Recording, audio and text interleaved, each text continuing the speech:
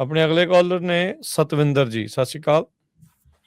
ਸਤਿ ਸ਼੍ਰੀ ਅਕਾਲ ਭਾਜੀ, ਤਿੰਨਾਂ ਭਰਾਵਾਂ ਨੂੰ। ਸਤਿ ਸ਼੍ਰੀ ਅਕਾਲ ਭਾਜੀ, ਇੱਕ ਤੇ ਇਹ ਨਾ ਪਿਛਲੇ ਵੀਕ ਦੀ ਗੱਲ ਆ, ਆਈਵਾ ਦੀ ਨਿਊਜ਼ ਆ। ਇੱਥੇ ਨਾ ਆਈਵਾ 'ਚ ਆਉਣ ਡਿਆ ਸੀ ਬੰਦਾ ਟਰੱਕ ਚਲਾ ਕੇ, ਤੇ ਉਹਦੇ ਨਾਲ ਨਾ ਇੱਕ ਨਾਲ ਉੱਦਾਂ ਬੈਠਾ ਜਿਹੜਾ ਪੈਸੰਜਰ, ਤੇ ਉਹ ਮਤਲਬ ਉਹਨੂੰ ਕਹਿੰਦਾ ਵੀ, ਡਰਾਈਵਰ ਕਹਿੰਦਾ ਵੀ ਮੈਨੂੰ ਨੀਂਦ ਆ ਰਹੀ ਆ ਤੇ ਮੈਂ ਟਰੱਕ ਸਾਈਡ ਤੇ ਲਾ ਲਾਂ। ਦੂਜੇ ਕੋਲ ਤਾਂ ਲਾਇਸੈਂਸ ਹੈ ਹੀ ਨਹੀਂ, ਨਾ ਉਹਨੇ ਕਦੀ ਟਰੱਕ ਚਲਾਇਆ, ਤੇ ਉਹ ਕਹਿੰਦਾ ਵੀ ਮੈਂ ਘਰੇ ਜਾਣਾ ਹੈ ਨਾ।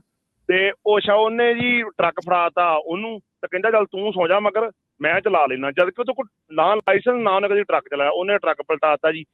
ਹੁਣ ਜਦੋਂ ਪੁਲਿਸ ਵਾਲਿਆਂ ਨੇ ਇਨਵੈਸਟੀਗੇਸ਼ਨ ਕੀਤੀ, ਪੁੱਛਿਆ ਸਾਰਾ ਕੁਝ, ਇਹਦੇ ਕੋਲ ਤਾਂ ਲਾਇਸੈਂਸ ਹੈ ਨਹੀਂ, ਜਿਹਨੂੰ ਟਰੱਕ ਫੜਾਤਾ ਜਿਹੜਾ ਪਿੱਛੇ ਸੁੱਤਾ ਉਹਦਾ ਵੀ ਲਾਇਸੈਂਸ ਸਸਪੈਂਡ।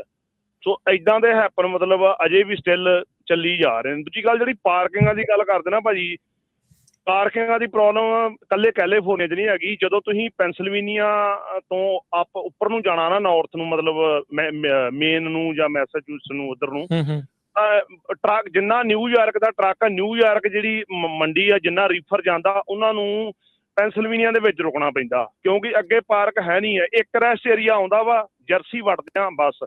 ਜਦੋਂ ਤਾਂ ਆਪਾਂ ਮੇਨ ਨੂੰ ਜਾਈਏ ਜਾਂ ਉੱਪਰਲੇ ਵਰਮੌਂਟ ਨੂੰ, ਉੱਧਰ ਭਾਜੀ ਪਾਰਕਿੰਗ ਹੈ ਹੀ ਨਹੀਂ ਹੈਗੀ। ਜੇ ਤੁਹਾਨੂੰ ਕੰਪਨੀ 'ਚ ਪਾਰਕ ਮਿਲ ਗਈ, ਨਹੀਂ ਤਾਂ ਰੋਡਾਂ ਦੇ ਸਾਈਡਾਂ ਦੇ ਲਾ ਲੂ ਕੇ ਡਰਾਈਵਰ ਸੁੱਤਣ। ਤੇ ਪਾਰਕਿੰਗ ਦੀ ਪ੍ਰੋਬਲਮ ਹੁਣ ਵਰਜੀਨੀਆ ਦੇ ਵਿੱਚ ਸਭ ਨੂੰ ਛੋਟੇ ਰੈਸਟ ਏਰੀਏ ਆ, ਤੇ ਜੇ ਤੁਸੀਂ ਰੈਂਪ ਤੇ ਲਾ ਕੇ ਖੜ ਜਾਂਦੇ ਆ, ਮੰਨ ਲਓ ਤੁਸੀਂ ਸ਼ੋਲਡਰ ਆਪਣਾ ਰੈਂਪ ਕੱਢ ਲੈਂਦੇ ਆ, ਤੇ ਤੁਹਾਨੂੰ ਰਾਈਟ ਵੇ ਆ ਕੇ $100 ਦੀ ਟਿਕਟ ਉਹ ਨਾਲ ਦੀ ਨਾਲ ਫੜਾ ਜਾਂਦਾ। ਉਹ ਕਹਿੰਦਾ, ਤੇ ਰੈਸਟ ਏਰੀਏ 'ਚ ਮਹਾਂ ਜੇ ਹੈਗੇ ਆ ਜਿਹੜੇ ਮਾੜੇ ਮੋਟੇ 10 ਟਰੱਕ ਨਹੀਂ ਖੜਦੇ ਗਿਣਤੀ ਦੇ 10। ਸੋ ਆਹ ਪ੍ਰੋਬਲਮ ਜਿਹੜੀ ਇੱਥੇ FMC ਵਾਲੇ ਜਾਂ DOT ਵਾਲੇ ਪਤਾ ਨਹੀਂ ਕਿੱਥੇ ਬੈਠੇ ਨੇ। ਪਾਰਕਿੰਗ ਦੀ ਪ੍ਰੋਬਲਮ ਭਾਜੀ ਆਲ ਓਵਰ ਅਮਰੀਕਾ 'ਚ ਬਹੁਤ ਜ਼ਿਆਦਾ, ਇਕੱਲੇ ਕੈਲੀਫੋਰਨੀਆ 'ਚ ਨਹੀਂ ਹੈਗੀ। ਸੋ ਜੋ ਅਸੀਂ ਇੱਥੇ ਇਹ ਚੀਜ਼ਾਂ ਵੇਖ ਰਹੇ ਹਾਂ। ਸੋ ਧੰਨਵਾਦ ਜੀ, ਥੈਂਕ ਯੂ ਜੀ। ਜਿਹੜੀ ਭਾਜੀ ਪਾਰਕਿੰਗ ਦੀ ਪ੍ਰੋਬਲਮ ਹੈਗੀ ਆ, ਉਹ FMCSA DOT ਦੇ ਹੱਥ ਦੇ ਵਿੱਚ ਨਹੀਂ ਹੈਗੀ।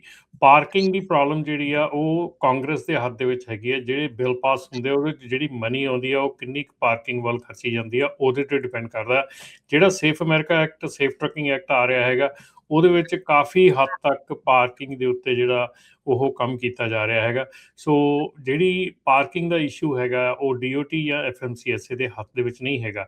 ਤੇ ਇੱਕ ਹੋਰ ਗੱਲ ਰਾਜਕਰਨ ਮੈਂ ਇੱਥੇ ਜ਼ਰੂਰ ਆਪਣੇ ਰੇਡੀਓ ਦੇ ਮਾਧਿਅਮ ਨਾਲ ਕਹਿਣੀ ਚਾਹੁੰਦਾ ਹਾਂ, ਸਾਰੇ ਸਾਡੇ ਟਰੱਕਰਸ ਨੂੰ, ਤੁਹਾਡੇ ਕੋਲ ਬਹੁਤ ਟਾਈਮ ਹੁੰਦਾ ਟਰੱਕ ਦੇ ਵਿੱਚ, ਪਲੀਜ਼ ਇੱਕ ਤਾਂ ਪ੍ਰੈਕਟਿਸ ਸ਼ੁਰੂ ਕਰੋ। ਜਿਹੜੀ ਵੀ ਸਟੇਟ ਸਿਟੀ ਦੇ ਨਾਂ ਜਿਹੜੇ ਲੈਣੇ ਆ ਨਾ, ਉਹ ਬਹੁਤ ਹੀ ਜ਼ਿਆਦਾ ਜ਼ਰੂਰੀ ਆ ਕਿ ਤੁਸੀਂ ਉਹਨਾਂ ਨੂੰ ਸਹੀ ਪ੍ਰੋਨਾਊਂਸ ਕਰੋ, ਸਹੀ ਢੰਗ ਨਾਲ ਲਓ।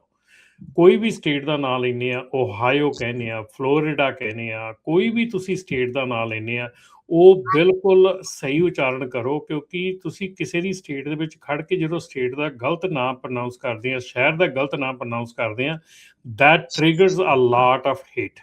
ਸੋ ਇਹ ਪਲੀਜ਼ ਸਾਰੇ ਜਾਣੇ ਇਸ ਚੀਜ਼ ਦੇ ਉੱਤੇ ਧਿਆਨ ਦਿਓ।